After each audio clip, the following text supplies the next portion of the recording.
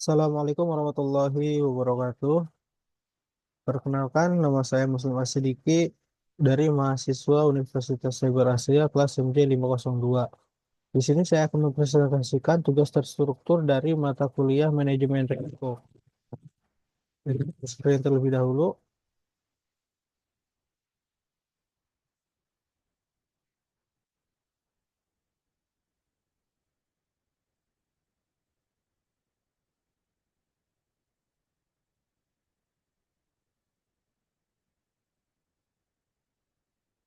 Presentasi jawaban tugas terstruktur semester ganjil tahun ajaran 2024-2025 dengan mata kuliah Manajemen Risiko kelas MJ502, Prodi Manajemen, nama mahasiswa Muslim Asidiki dengan nomor NIM 210201010089 dengan dosen Bapak Joko Suharyanto SEMM CPOD.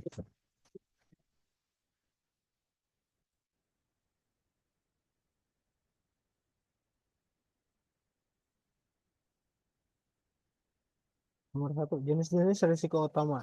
Risiko utama yang dihadapi oleh PT XYZ dalam kasus ini yaitu resiko operasional dan resiko eksternal. Apa itu resiko operasional dan apa itu resiko eksternal? Resiko operasional yaitu resiko kerugian akibat proses internal manusia, sistem atau kejadian eksternal yang tidak efektif atau gagal yang dapat mengganggu arus operasi bisnis. Kerugian operasional ini dapat berupa kerugian finansial secara langsung atau tidak langsung. Misalnya, karyawan yang kurang terlatih dapat secara langsung kehilangan penjualan bagi perusahaan atau reputasi perusahaan dapat rusak secara tidak langsung akibat layanan pelanggan yang buruk. Nomor dua, resiko eksternal. Resiko eksternal ialah resiko yang berasal dari luar tanggung jawab perusahaan atau dari luar kendali perusahaan. Seperti resiko alami, yaitu resiko yang terkait dengan bencana alam seperti gempa bumi, banjir, dan badai. Resiko ini dapat berdampak negatif pada perusahaan seperti kerugian finansial, penurunan reputasi, dan keterbatasan kesempatan manajemen.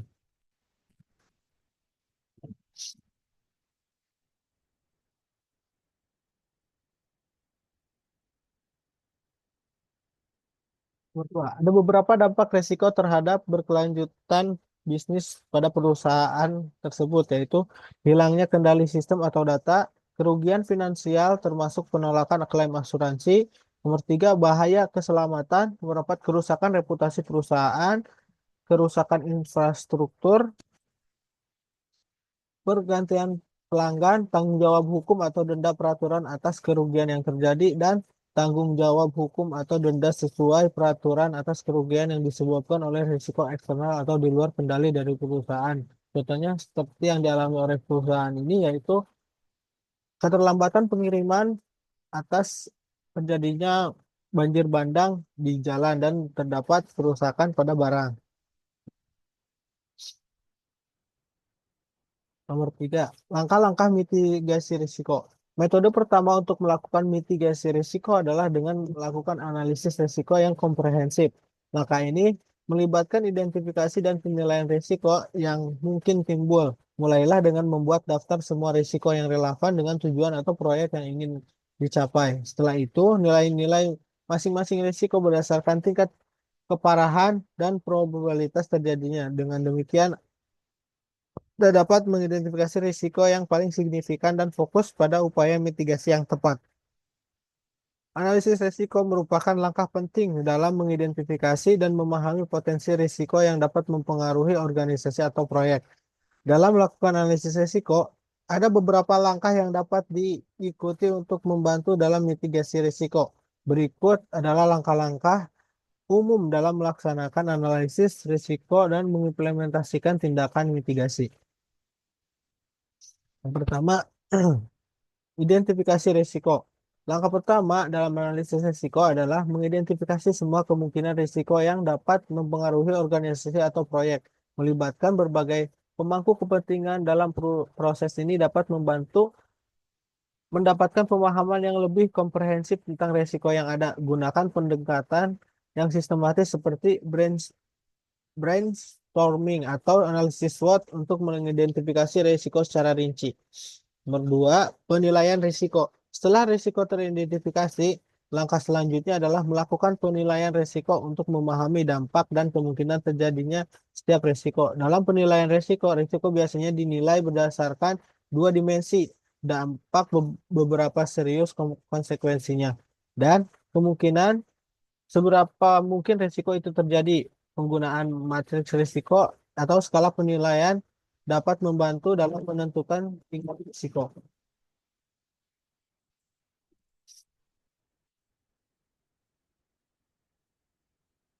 Nomor tiga, analisis sebab akibat. Setelah penilaian risiko dilakukan, analisis lebih lanjut dapat dilakukan untuk memahami penyebab dan akibat dari setiap risiko. Hal ini melibatkan mengidentifikasi apa yang menyebabkan risiko terjadi dan dampak apa kemungkinan terjadi risiko tersebut itu terjadi. Dalam analisis sebab dan akibat, perhatikan juga interaksi antara risiko yang berbeda dan bagaimana satu risiko dapat memicu risiko lainnya.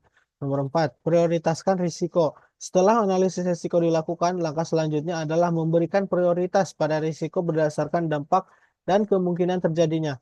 Fokus pada risiko yang memiliki dampak besar dan kemungkinan tinggi, serta risiko yang dapat mengganggu pencapaian tujuan organisasi atau proyek secara signifikan.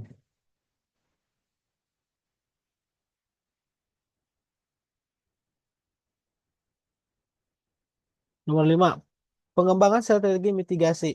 Setelah risiko diprioritaskan, langkah selanjutnya adalah mengembangkan strategi mitigasi untuk mengurangi risiko atau dampak yang mungkin terjadi. Strategi mitigasi dapat melibatkan tindakan seperti pencegahan, transfer risiko melalui asuransi, mitigasi melalui perubahan atau perubahan proses atau teknologi, atau penerimaan risiko dengan rencana kontinuitas bisnis.